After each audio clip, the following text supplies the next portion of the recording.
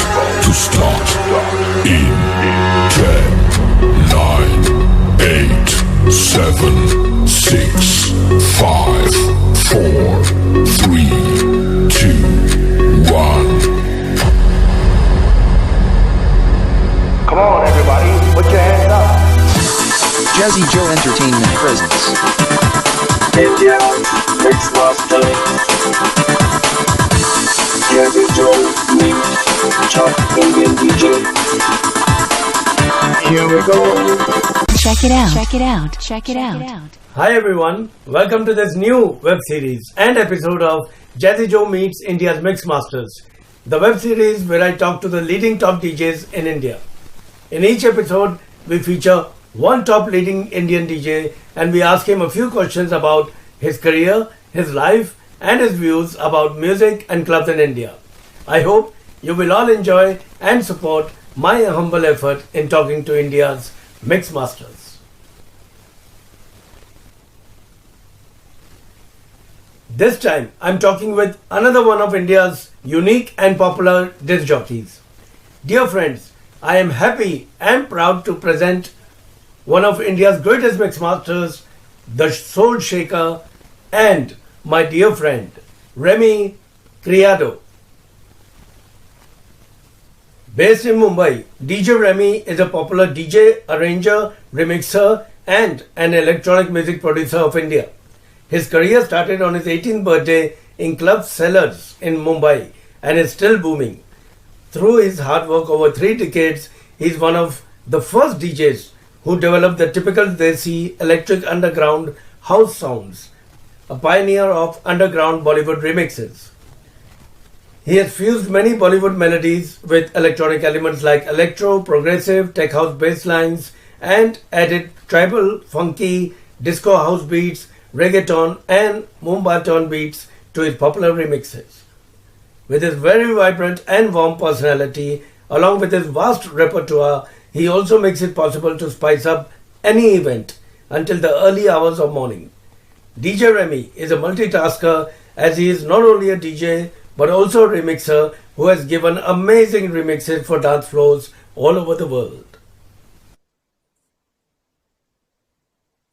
Yes, ladies and gentlemen, here he is, the Mixmaster, the Soul Shaker from Mumbai, and my dear friend, DJ Remy. Hi Remy, how are you?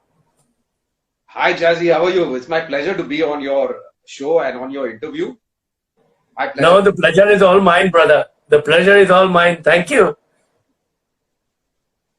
My pleasure, your pleasure, दोनों का pleasure से सबको pleasure मिलेगा. Okay, Remy, let's begin from the beginning. What was the first time? You never forget your first time. So what was the first time in a DJ booth or in a club? What was that moment? Can you tell us about it? You know, first time लड़की हो या DJ हो, कोई बोलता तो है नहीं, वो तो बोल सकते हैं. Well, it is the most exciting. It was the most exciting day of my life because I never planned to be a DJ. Okay. I was a dancer actually, and at that time when I was contacted by Viraf and Andre, who are now the big guys of Viscraft. Yeah. So, they told me that there is this club. Why don't you come and you start with us? Because you are already in contract with us as a dancer. So why don't you join as a DJ? So I told them, and actually it was raining, it was pouring, it was really, really pouring. And Mumbai ki barish, you know how it is. Barish ki jaye. So I went for my first day and मैं बोला यार ये सब बहुत complicated लगता है because उस जमाने में I'm talking about complication because you can see so many things in the background today. But in those days there was only vinyls, and there was just that ordinary mixer which didn't even have the EQs, and 2 cassette decks were there. So I have come from that era which has been a vinyl era. It has been a lovely journey, but that wonderful day was the day where my passion, my work chose me. So I was lucky I didn't have to make a decision. Why Soul Shaker? What is the name all about?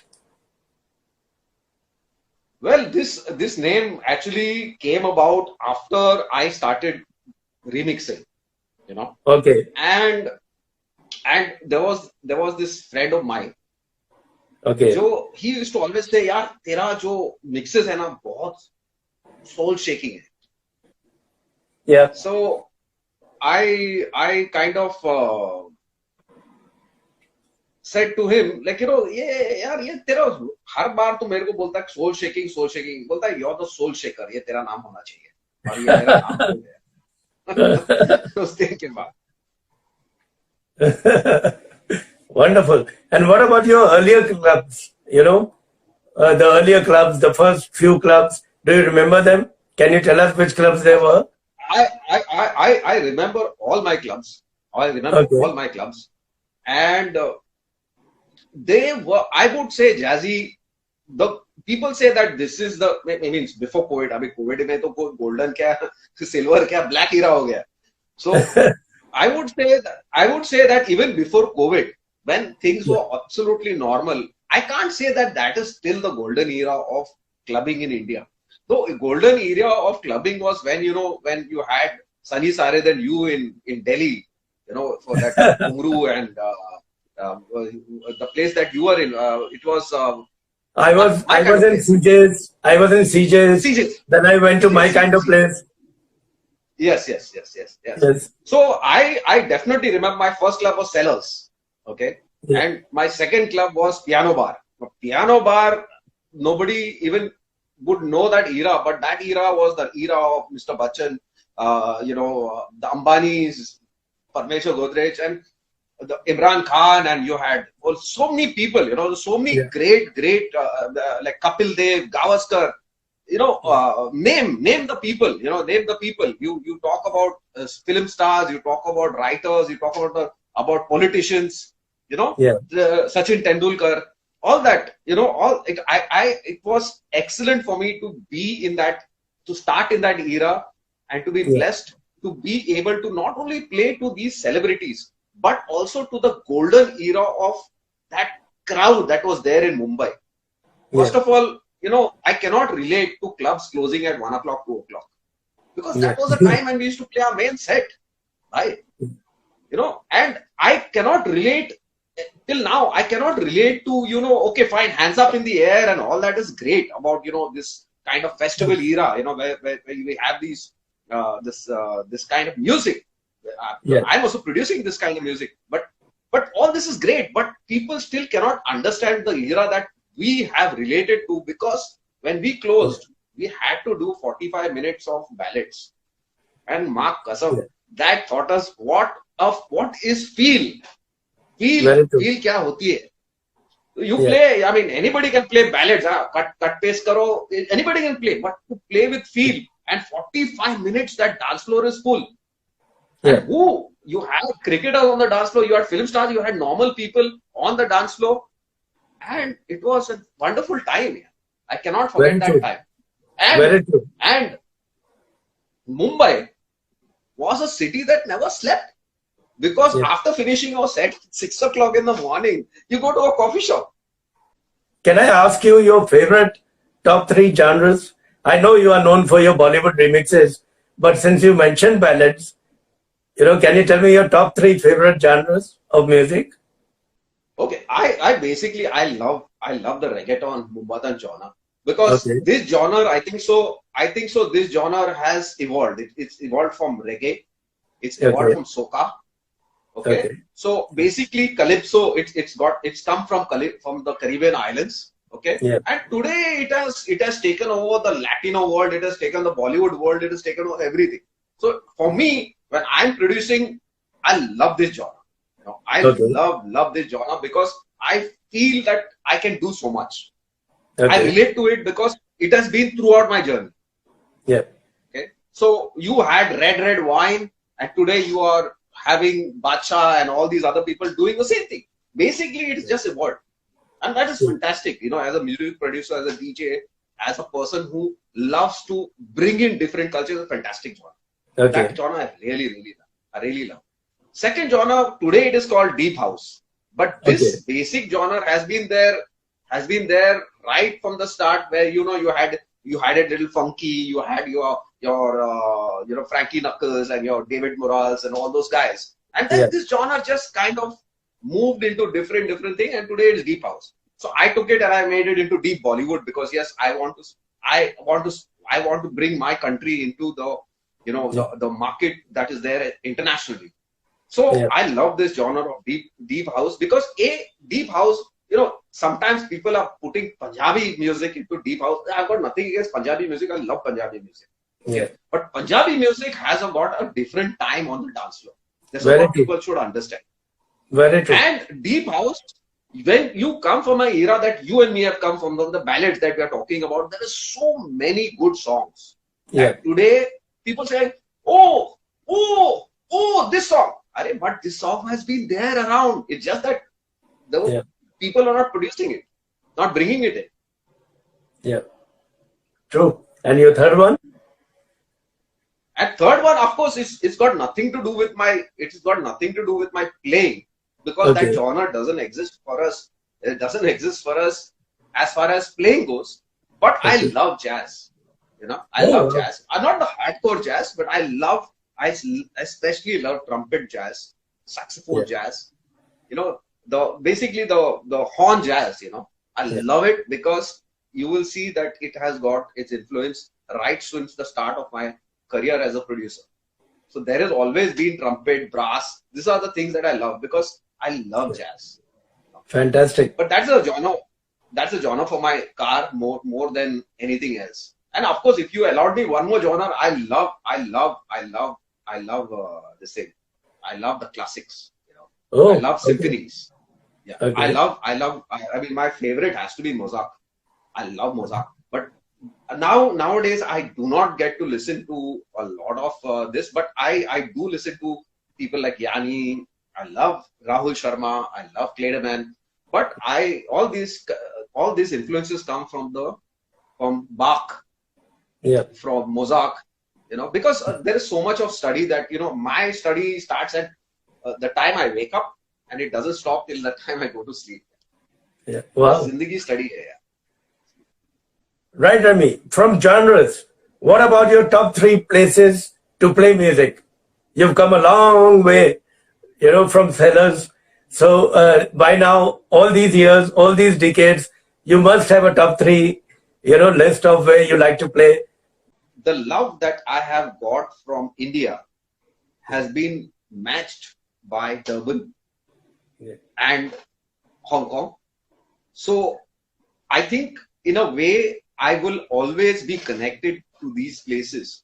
But yes, there are a lot of other places that, especially Delhi, I've had some great moments at Elevate. I've had some great moments at Mandre.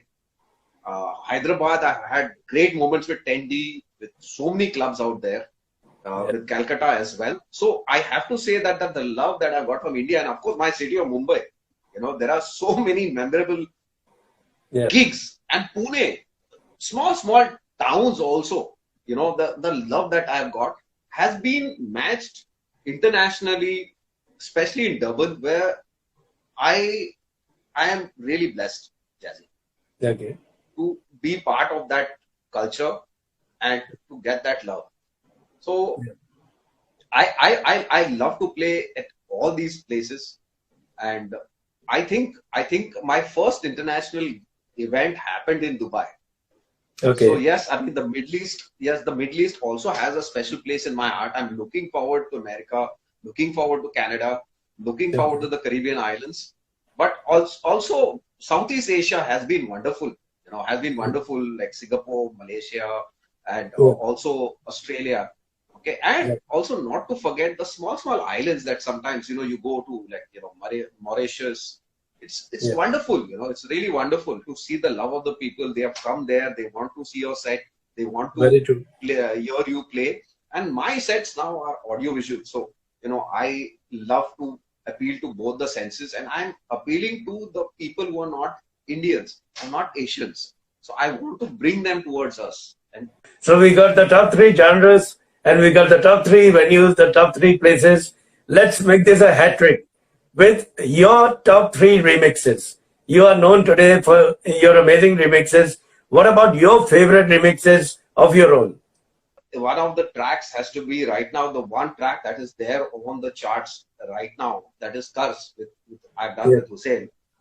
And what a wonderful journey it is. I have written about this on Facebook and on social media, that, sometimes you do something, and people love it, but you feel not satisfied, that you feel that there is more to this. And time, what I can explain to the new and young producers who are there in the market, that, sometimes you have to give time and space. Music is that thing. Sometimes you will play a genre and people will not take to it, but don't get disheartened. So this is the example of that. Like, I never got disheartened. I just waited because of the experience, I just waited for time and space to there. And Hussein came into this whole thing, and everybody has heard the magic. That has to be one of my favorites. Also, I have also the very first remix that I made, which went on to release on Saregama, that is Jumma Chumma. Oh, okay. I got a call from I think so, couple of years back, I think so, maybe a year or two back, I got a call from one of your Delhi boys, the superstar NYK, and he told me he still plays Jumma Chumma. Yeah. The remix that I did. And there are a lot of people, even today, Akbar says that he does play that remix. So it was very good to be able to do something that lasted for such a long time. And of course, the third remix, which I did a couple of years back, which has the influence of Latino and has the influence of jazz and has my trumpet and the horns, is my Senorita remix, which again, a lot of people still play that. It's very, very old. Sometimes even I don't play it because it's become so old, but it has stood the test of time. And so definitely these three will be my favorites, but all of them are like my children, and I love them all. You did clubs, you did production, and the last couple of years I've been a regular at your online streaming sessions. I've seen the amount of fans you have from all over the world. How did you come up with this pajama party thing? So I used to go live. So going live was nothing new for me, But I had just come back, and I was really not in the mood of doing anything live, because it was really getting depressing. This whole the initial stages of lockdown, how it started. Yeah. And then I was in my boxers, and my banyan, and I said, "Chalo yaar, pajama party karte." And I went on the phone. At that time, it was not the way I do it now, with green screening and all that kind of thing. It was just my phone. The TV was at the background with all the videos playing, and my tracks were there, and all of you, then it got popular because you all felt very happy, and it was my happiness to bring happiness to everybody. So, if you had a choice, which would you prefer? A club, playing in a club, being in a studio, or the pajama party, online streaming? Which would you prefer? Jazzy, we have come from an era which is clubbing. So I have to pick up that I would love to be in a club. There is nothing to beat a club experience. Okay. There is nothing to beat a club experience. Yeah. But everything, studio, yes, you're producing music. You can't produce music in a club, of course. But yes, of course, a studio is a complete different thing, different kind of thing that you do out there. You're producing, but you want to take that production and go to a club and play it. Very true. You want to see the reaction on the dance floor. It's your experiment. Yeah. And when your experiment works, it's happiness. So you want to play in a club. Now, I don't want to say anything about streaming bad, because yes, there is this particular pandemic has definitely brought the value of streaming. But I personally think that there is a bridge to be built between clubs and streaming, and it will prolong the life and career of all DJs. This is what Okay. I feel. Yeah. I don't want to ever retire. I want to go to my grave playing music. Yeah. You know. So I think that if you look at the positives that may come out, see, nobody knows what the post-COVID world is going to be. Yeah. Okay. But if you look at the positives and if it is combined in the right way, then there is a plus for everybody. For the club owners, for the streaming channels, for the music channels, for the music companies, for everything. I If it is agree. done in the right way. What about the future? Do you have anything different? Maybe the radio, maybe other productions, maybe original music. What's the future for DJ Remy? Clubbing now is about appealing to both the senses. That is your hearing sense and your seeing sense, the sight and the ear at the same time. So yes, Yeah. of course, I am planning a lot visually and with audio together. So I want to put India on that map, that is Bollywood on that map, where I think Bollywood is one of the main genres, especially when you're talking about visuals and Okay. the dance, the dance movements on the dance floor. It Yeah. is very exciting to people who are not Asian, who are not Indian, and especially not subcontinental. So I think there's a lot of work for me to do out there, and I think that time has come that some of us will and must take that lead and give those sacrifices and be able to make those footsteps in the stand for the younger people to follow. Wow. So that is one of the things that I'm very, very dedicated to, and it's very close to my heart, and I hope that I manage to get the support and the love of the people to carry on my work. Yeah. Second is that I want myself to become a lifestyle channel, you know, because if you look at DJs, okay, if you look at DJs, they are really in a lot of misery right now all around the world. Okay? Yeah. And this is teaching us one lesson, is that we need to bring discipline in our lives to achieve so many things that can be achieved, because a DJ can do endorsements. Yeah. A DJ can be a travel and tourism promoter. A Okay. DJ can be a music promoter. Okay. He can endorse brands, not necessarily only musical brands, but he can endorse clothing brands and so many other things on the console itself. And today, because of social media, you can do so much. So I think that I will try to formulate and become a lifestyle channel, because again, that is going to be a path for so many people to follow. Once I'm gone, we are not all going to remain forever. One day we are going to go, but it'll leave the essence of that idea that you have so many things that can be done. From my side, more power to you. Thank you, sir. Thank you. Thank you. At the end, I would like to ask you to give a message to all the young DJs, and all your fans, all the people, all the DJs who look up to you. The message is simple. Please, right now, just help people, because only if we are together, we'll be able to stand up from this terrible, horrible thing that has happened in the world. Okay. And let us become the touchstones of love and empathy, so that we can show the younger generation that there is a path that is full of love, that is full of caring about each other, and we can all stand up together.